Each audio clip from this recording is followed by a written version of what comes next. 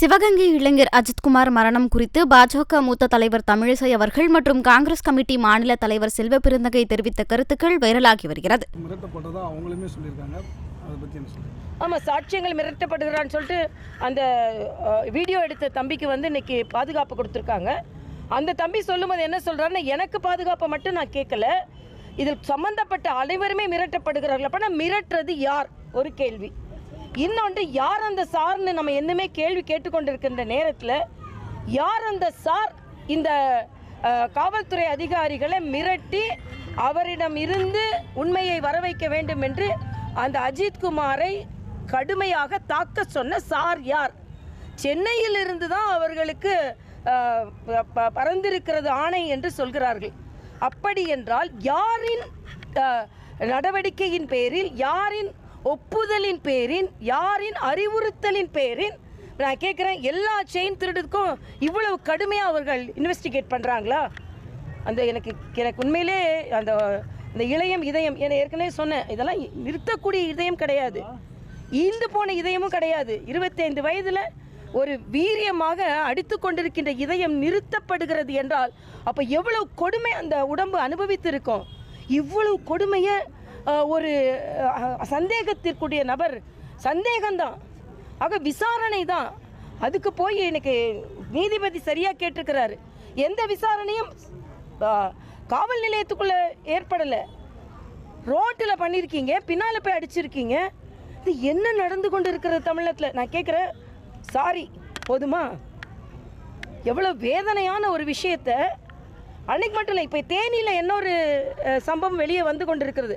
அப்போ போலீஸ் ஸ்டேஷன்லலாம் உண்மை வெளிவருகிறதா, இல்லை என்றால் அடித்து உண்மைக்கு புறம்பான இவர்கள் காப்பாற்ற வேண்டியவர்களை காப்பாற்றுவதற்காக அப்பாவிகள் அடித்து உண்மையை கக்க வைக்கிறார். உண்மை என்று பொய்யை சொல்லி இவர்கள் உண்மை என்று உருவகப்படுத்துகிறார்களா? உண்மையான குற்றவாளிகளை தப்பிக்க வைக்கிறார்களா? தமிழகம் முழுவதும் இது ஒரு மாடலாக இருக்கிறதே என்று மிக மிக கவலையாக நமக்கு இருக்கிறது.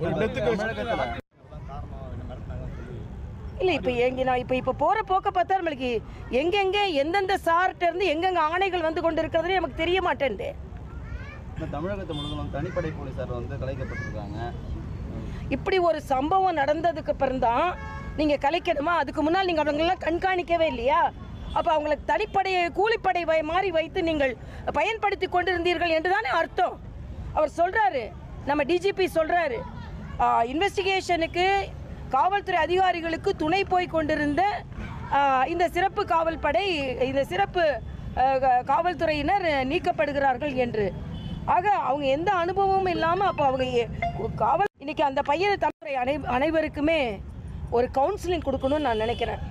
இதற்கு தமிழக அரசு இதை இன்னும் கொஞ்சம் தீவிரமாக சிந்திக்க வேண்டும் என்று நான் நினைக்கிறேன். விடுப்பு கொடுக்க வேண்டிய தமிழக முதலமைச்சர் சொல்லியிருக்காரு, ஆனால் விடுப்பு இல்லாமல் தான் நிறைய பேர் காவலர்கள் பணியாற்றி வராங்க. இல்லை, ஏற்கனவே இப்போது அதிகாரப்பூர்வமாக பரீட்சை எழுதிய காவலர்களுக்கு இன்னும் அவங்க பணி கொடுக்கல. சில பேருக்கு பரீட்சை எழுதுவதற்கு இன்னும் அனுமதிக்கலை. தமிழகத்தில் உள்ள ஆசிரியர் பணியாக இருக்கட்டும், காவல் பணியாக இருக்கட்டும், மருத்துவ பணியாக இருக்கட்டும், எல்லாத்துலேயும் காலியிடம் இருக்குது. எல்லோரும் அதிகமாக பணியாற்றுகிறார்கள். ஆக எல்லோருமே ஒரு அழுத்தத்தில் பணியாற்றி கொண்டிருக்கிறார்கள். அதனால் காவல்துறையில் உள்ள காலியிடங்களும் சரி, மருத்துவத்துறையில் உள்ள காலியிடங்களும் சரி, செவிலியத்துறையில் காலியிடங்களும் சரி, ஆசிரியர் துறையில் காலியிடங்களும் சரி, எல்லாவற்றையும் இவர்கள் நிரப்ப வேண்டும் என்பது எனது தாவேகா தலைவர் தம்பி போயிருக்காரு. அதை ஒரு ஸ்டண்ட்டுன்னு சொல்கிற அளவுக்கு கீழ்த்தரமாக போய் கொண்டிருக்காங்க. ஒரு தலைவருக்கு அவங்கவுங்களுக்கு பணி செய்கிறதுக்கு ஒரு வாய்ப்பு இருக்கும், போயிருக்கணும், எல்லா தலைவர்களும் போயிருக்கணும். அதனால் முதலமைச்சர் போயிருக்கணும் கட்டாயம். ஏன் போகலை? தொலைபேசியில் சாரி சொன்னால் எவ்வளோ பெரிய இழப்பு. ஆக மிக இலகுவாக சர்வசாதாரணமாக சாரி சொன்னால் போச்சா? இதே இது நீங்கள் தூத்துக்குடியில் முன்னால் என்ன சொன்னீங்க? ராசா பேசின மாதிரி ஒரு காணொளி வருது பாருங்க. இது அதிகாரிகள் மேலே குறை சொல்ல, முதலமைச்சர் தான் இதுக்கு பொறுப்பு. அப்போது எதிர்க்கட்சி ஆட்சி செய்யும் பொழுது முதலமைச்சர் பொறுப்பு, இவங்க ஆட்சி செய்யும் போது அதிகாரிகள் பொறுப்பு. இது என்னென்ன இவங்கெல்லாம் விளையாடுறாங்கன்னு எனக்கு தெரியும். எதற்காக அந்த கோவிலுக்கு ஆலயத்திற்கு சென்றார்கள்? எதற்காக அவருடைய காரை பார்க் செய்வதற்கு ஒரு அப்பாவியிடம் சாவியை கொடுத்தார்கள்? கொடுத்து விட்டு என்னுடைய நகையை காணும் என்று எதற்காக புகார் செய்தார்கள்? இதெல்லாம் நிறைய கேள்விகள் இருக்கு. அப்போ அவருடைய பின்புலம் என்ன அப்படின்றத பற்றி ஆராயணும். பிரச்சனை பண்ணுறதுக்காகவே வந்தாங்களா? ஏன்னா சாதாரணமாக வந்து அவருக்கு கார் ஓட்ட தெரியாது, அவர் ஒரு சாதாரண காவலாளியாக இருக்கார், அவருக்கு எது இந்த பணி அந்த அம்மா கொடுக்கணும்? இப்போ ஒரு அரசு நேர்மையாக செம்மையாக நடந்து கொண்டு இருக்கிறது என்றால் அதில் குழப்பம் விளைவிப்பதற்கு யாராவது பின்புலமாக இருக்கிறார்களா? இதில் நிறைய சாதாரணமாக உடனே ஒரு முடிவுக்கு வர முடியாது. ஆனால் எப்படி இருந்தாலும் அஜித் என்பவரை காவல்துறை இப்படி தாக்கி இருப்பது வன்மையாக கண்டிக்கத்தக்கது.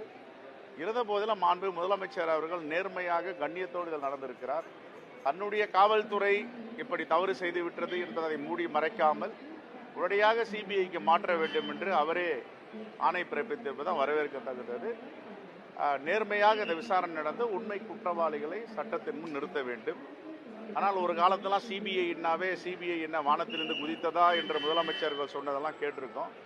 ஆனால் அப்படியெல்லாம் தமிழ்நாட்டுடைய நம்முடைய முதலமைச்சர் சொல்லாமல் உண்மை வெளியே வரட்டும், அஜித்திற்கு நியாயம் கிடைக்க வேண்டும் என்பதை சிபிஐ நடத்தட்டும் என்று அவர் உத்தரவிட்டிருக்கிறார். இது வரவேற்கத்தக்கது.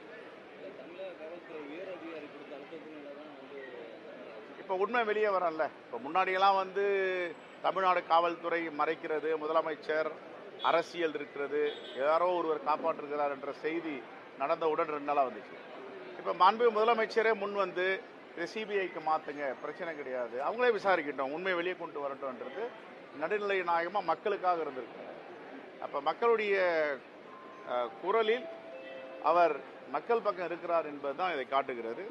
இது வரவேற்கத்தக்கது. சிபிஐக்கு மாற்றியது.